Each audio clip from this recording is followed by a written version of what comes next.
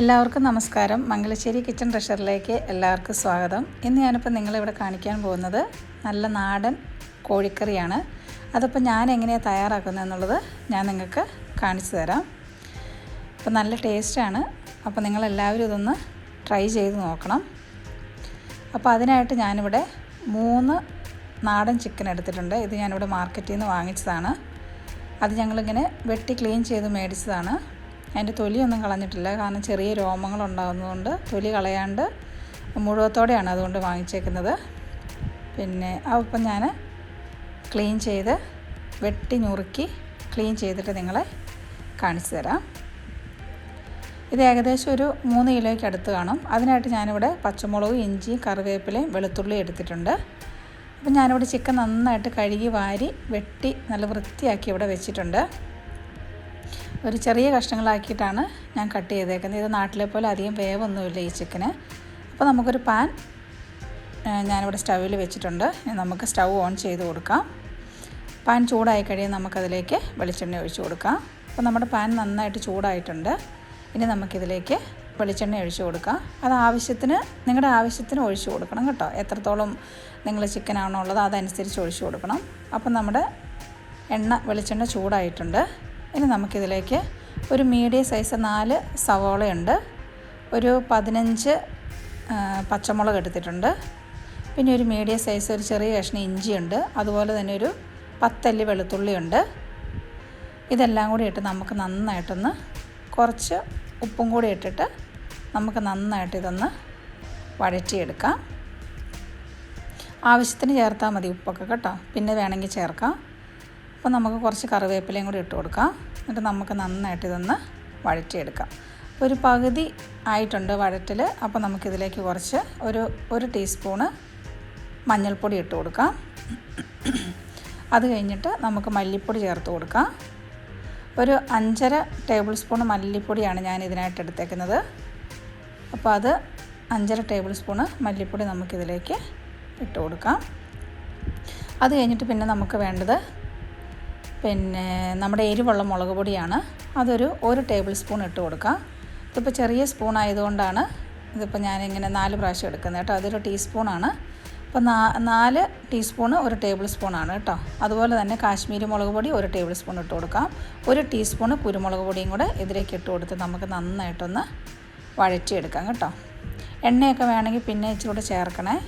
എണ്ണ ഇച്ചിരി ഒഴിച്ച് വേണം നന്നായിട്ട് വഴറ്റാൻ. അതുപോലെ തന്നെ ഗരം മസാല ഞാനിപ്പോൾ ഒരു 2 ടീസ്പൂൺ ഇടുന്നുണ്ട്. ഇതിപ്പോൾ ഞാൻ തന്നെ പൊടിച്ചതാണ് കേട്ടോ. അതിൻ്റെയൊക്കെ ചുവയൊക്കെ നിങ്ങൾ നോക്കിയിട്ട് വേണം ചേർക്കാൻ. ഒത്തിരി ചേർന്ന് കഴിഞ്ഞാൽ ഭയങ്കര ചുവയായിപ്പോവും. ഇനി നമുക്കിതിലേക്ക് ചിക്കൻ ഇട്ട് കൊടുക്കാം. ചിക്കൻ ഇട്ട് കൊടുത്തിട്ട് നന്നായിട്ട് നമുക്കിതൊന്ന് ഇളക്കി യോജിപ്പിച്ച് ഒരു 5 മിനിറ്റ് നമുക്കൊന്ന് മൂടി വെച്ചിട്ട് ഒന്ന് ആവി കയറുന്നോടം വരെ ഒന്ന് മൂടി വെച്ച് ഫുൾ ഫ്ലെയിമിലിട്ട് കൊടുക്കാം. അപ്പോൾ നന്നായിട്ട് ആവി കയറിയിട്ടുണ്ട്. ഇനി നമുക്കിതൊന്ന് നന്നായിട്ടൊന്ന് ഇളക്കി കൊടുക്കാം. അത് കഴിഞ്ഞിട്ട് ഞാനിവിടെ തേങ്ങാപ്പാൽ 2-ാം പാലാണിത്. ഇതെടുത്ത് വെച്ചിട്ടുണ്ട്. ഇതെങ്ങനെ എടുക്കുന്നതെന്നുള്ളത് ഇതിന് മുമ്പിലത്തെ വീഡിയോയിൽ ഞാൻ ഇട്ടിട്ടുണ്ട്. അപ്പോൾ നമുക്ക് 2-ാം പാൽ നമുക്കിതിലേക്ക് ഒഴിച്ചു കൊടുക്കാം. എന്നിട്ട് നന്നായിട്ടൊന്ന് ഇളക്കിയിട്ട് മൂടി വെച്ചിട്ട് വേവിക്കാം. കുറച്ച് ഉപ്പും കൂടെ നമുക്ക് ഇട്ട് കൊടുക്കാം കേട്ടോ. ഉപ്പൊക്കെ ആവശ്യത്തിന് ചേർക്കാനുള്ള ഒന്നും കൂടെ ഇളക്കി കൊടുത്തിട്ടുണ്ട്. ഇനി നമുക്കിതൊന്ന് മൂടി വെച്ച് വേവിച്ചെടുക്കാം. നാട്ടിലെ ചിക്കൻ്റെ പോലെ തന്നെ ഒത്തിരി വേവൊന്നുമില്ല. അപ്പോൾ നന്നായിട്ട് തിളച്ചിട്ടുണ്ട്. ഇനിയിപ്പോൾ നമുക്കൊന്നും കൂടി ഒന്ന് ഇളക്കി നോക്കാം. ഒരു പകുതി വേവായിട്ടുണ്ട്. ഒരു 25-30 മിനിറ്റൊക്കെ ആകുമ്പോഴത്തേന് ഇത് വെന്ത് കിട്ടും കേട്ടോ. അപ്പോൾ നമ്മൾ ഇളക്കി മൂടി വെച്ച് ഒന്നും കൂടെ തുറന്ന് നോക്കാം. അപ്പോൾ ഏകദേശം എനിക്ക് ഒന്ന് വേവായിട്ടുണ്ട്.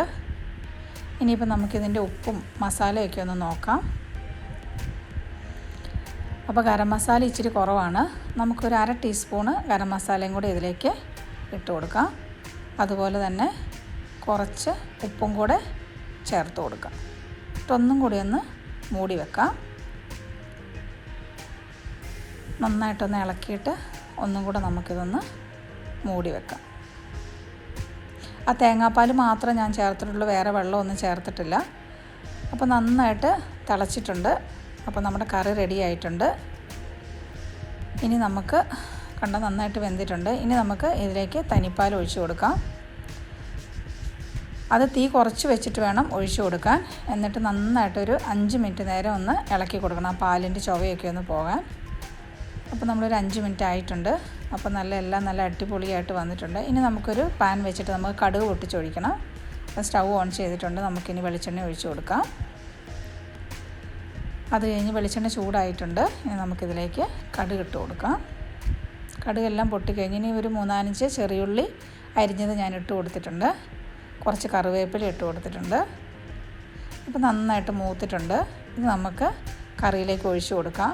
എന്നിട്ടൊരു 5-10 മിനിറ്റ് കഴിയുമ്പോൾ നമുക്കിതൊന്ന് ഇളക്കി കൊടുക്കാം. അപ്പം തന്നെ ഇളക്കണ്ട. എന്നിട്ട് നമുക്കിത് മൂടി വെക്കാം കേട്ടോ. അത് കഴിഞ്ഞിട്ടൊരു 10 മിനിറ്റ് കഴിഞ്ഞിട്ടൊന്ന് നന്നായിട്ട് ഇളക്കി കൊടുത്താൽ മതി.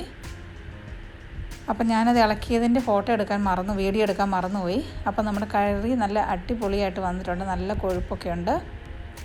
ഞാൻ തേങ്ങാപ്പാൽ മാത്രമേ ചേർത്തിട്ടുള്ളൂ, വേറെ വെള്ളമൊന്നും ചേർത്തിട്ടില്ല. നല്ല കൊഴുപ്പും നല്ല കറക്റ്റ് പാകത്തിന് വേവൊക്കെ ആയിട്ടുണ്ട്.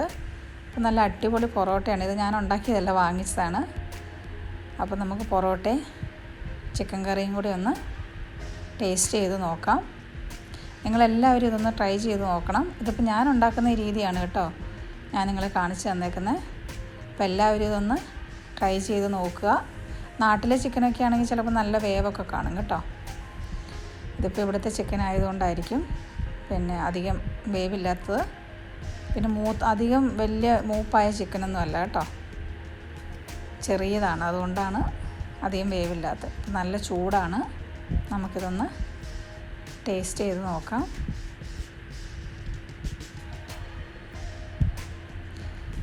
അപ്പോൾ നല്ല അടിപൊളി ടേസ്റ്റാണ്. നല്ല ടേസ്റ്റുണ്ട് കറിയും പൊറോട്ട ഇതും കൂടെ. കപ്പയായാലും നല്ലതാണ് കേട്ടോ. അപ്പോൾ നിങ്ങളെല്ലാവരും എന്തായിട്ടും ഇതൊന്ന് ട്രൈ ചെയ്ത് നോക്കുക. ഇഷ്ടപ്പെടുകയാണെങ്കിൽ ചാനലൊന്ന് ഷെയർ ചെയ്യുക, സബ്സ്ക്രൈബ് ചെയ്യുക. അപ്പോൾ എത്രയും പെട്ടെന്ന് പുതിയൊരു ഐറ്റവുമായിട്ട് ഞാൻ വരുന്നതായിരിക്കും. Thank you.